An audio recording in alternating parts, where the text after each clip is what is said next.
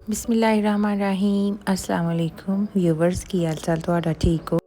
आज मैं आप लोगों के लिए मटन हांडी कबाब की रेसिपी लेकर आई हूँ। ये इतने मज़ेदार, सॉफ्ट, जूसी बनेंगे कि आप रेस्टोरेंट को भूल जाएंगे। अगर चैनल पर नए हैं सब्सक्राइब कर लीजिए और वीडियो को लाइक लाजमी कर दीजिएगा। अच्छा, इसके लिए मैंने आधा किलो कीमा लिया था। पहले मैंने बोनलेस बोटियाँ ली, उसमें मैंने कह लें कि 80% आपका कीमा होना चाहिए, 20% इसमें चर्बी होनी चाहिए। चर्बी से क्या होगा कि सलाख से जो है ना वो फिर उतरता नहीं है जब आप कबाब बनाते हो। तो इतना फ़ाइन मैंने इसको कर लिया था, बिल्कुल ऐसे स्मूथ सा, जिस तरह वो रिश्ता नहीं बनाते कश्मीर में। तो इसके लिए हमने जो प्याज ऐड करने हैं ना, 2 दरमियाने साइज़ के मैंने लिए थे और चॉपर में मैंने इसको पीस लिया था और अच्छे से इसका पानी मैंने स्क्वीज़ कर दिया था। तो स्क्वीज़ किए हुए 2 प्याज जो है मैंने आधा किलो मटन के कीमे में ऐड कर दिए हैं, जिसमें कि फ़ैट भी ऐड है। लहसुन अदरक का पेस्ट, इसका भी मैंने पानी अच्छे से निकाल दिया था। 1 खाने का चम्मच ऐड कर रही हूँ। अगर आपके पास इनके पाउडर पड़े हैं जो डिब्बे में मिलते हैं वो ऐड कर लीजिए। और 2 खाने के चम्मच मैंने हरी मिर्चें इसमें ऐड कर दी हैं। मैं फिर से बता रही हूँ कि इसमें चर्बी लाजमी होनी चाहिए। अगर आप मशीन से निकलवा रहे हैं तो 20% चर्बी लेके तो कीमे के साथ ही निकलवा लीजिएगा। धनिया पाउडर और ज़ीरा पाउडर 1 टेबलस्पून मैंने ऐड किया है और इसमें हाफ़ टी स्पून दादर मिर्च, जिसको चिली फ्लेक्स भी बोलते हैं, ऐड कर दी है।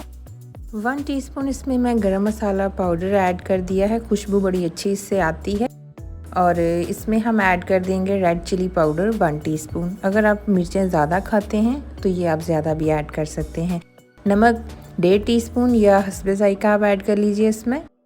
इसके कलर को खूबसूरत करने के लिए मैंने 1 टीस्पून हल्दी का शामिल कर दिया है। और मेन इंग्रेडिएंट इसका होता है मीट टेंडराइज़र पाउडर। तो ये गलावट के काम आता है। ये मैंने 2 खाने के चम्मच भर के इसमें ऐड कर दिया है। हल्का सा इसको मिक्स कर लेंगे और उसके बाद एंड पे हमने इसमें ऐड कर देना है चनों का आटा। जो भुने हुए चने मिलते हैं वो मैंने इसमें 4 खाने के चम्मच भर कर ऐड कर दिए हैं। अगर सिंपल आपके पास चनों का पाउडर है ऐड कर लें। अगर आपके पास चने पड़े हैं तो उसका खुद से पाउडर बना लें। तो जैसे भी आपके पास जो भी चॉइस है। मैंने इसको अब चॉपर में ऐड किया है सारे कीमे को। एक मैंने इसमें अंडा डाल दिया है। अंडा भी इसको बाइंड करने के काम आता है कीमे को। तो 1-2 दफ़ा फिर से मैंने इसको चलाया है कीमे को, ताकि जो है ये और ज़्यादा फ़ाइन हो जाए। जितना ज़्यादा कीमा फ़ाइन बनेगा ना, उतने ज़्यादा अच्छे कबाब आपके रेडी होंगे। ये देखें, बिल्कुल जिस तरह आप कोई आटा गूंद के रख देते हैं उस तरह का टेक्सचर इसका हो जाना चाहिए। फिर मैंने इसमें थोड़ा सा जो है ना सब्ज़ धनिया ऐड कर दिए, क्योंकि ये बहुत मज़ेदार लगता है कबाब में। और इसको फ्रिज में आपने लाजमी रखना है, कम से कम आधा घंटा फ्रीज़र में रख दें बेशक, ताकि ये सेट हो जाए ना, इसका मिक्सचर अच्छे से सेट हो जाए। सेट करने के बाद जो है हमने इसको ऑयल के साथ हाथ को ग्रीस करना है अपने, या फिर आप पानी ले लें। पानी ज़्यादा बेस्ट रहता है, क्योंकि वो बार बार आपको जब चिपकाना पड़ता है ना, तो इजीली आप पानी लगा लगा के चिपका सकते हैं। तो इसके लिए जो है मैंने जो सलाखें तैयार की हैं वो मैं आपको बता दूं कि ये बाज़ार से इस तरह की जो स्टिक्स मिलती हैं ना, वुडन स्टिक्स होती हैं, ये बड़े साइज़ की जो जंबो साइज़ की मिलती हैं वो मैंने ली थी। और फॉइल पेपर में इस तरह से रख के तो मैं इसको रैप कर रही हूँ। तो इसका फ़ायदा ये होता है कि रैपिंग आप हर दफ़ा चेंज कर सकते हो। नीचे जो इसकी स्टिक्स हैं आप वही रखें, तो आपको बार बार ये कबाब की जो स्टिक्स हैं वो बनाने की ज़रूरत नहीं पड़ेगी। और अच्छा खासा मेज़ा उठाएं और लगाएं, ताकि जो कबाब हैं थोड़े से बड़े बने। लेकिन इतने भी मोटे नहीं बना देने, थिन होने चाहिए, लेकिन क्वांटिटी थोड़ी ज़्यादा होनी चाहिए, मतलब लंबाई की शेप में रखिए। तो 1 बाय 1 मैंने इस तरह बनाए और इसको मैंने अब नॉन स्टिक पैन पे बना रही हूँ थोड़े से ऑयल के साथ। तो ये है कि इसको मैंने 2-3 मिनट वैसे ही पकाया था। तो उसके बाद मैंने इसको सलाखों से उतार दिया था। इस तरह से इजीली ये पक जाते हैं और इसको थोड़ा सा टाइम ज़्यादा लगता है। तो इसका ये है कि आपने जो फ्लेम है ना वो बिल्कुल लो रखना है, बहुत ज़्यादा मीडियम या हाई नहीं कर देना, वो फिर अंदर से कबाब कच्चा रह जाता है। कबाब सारे तैयार करने के बाद अब इसका जो है मसाला तैयार करेंगे।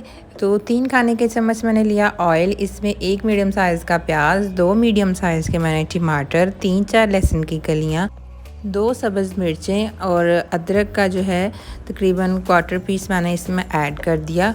और इसको 3 से 4 मिनट के लिए हम फ्राई सा कर लेंगे। इसका हम बनाएंगे इलेक्ट्रिक हैंड ब्लेंडर में पेस्ट। तो इसलिए पहले हम इसको हल्का सा फ्राई कर लेते हैं, ताकि इसका कच्चापन प्याज का ख़त्म हो जाए।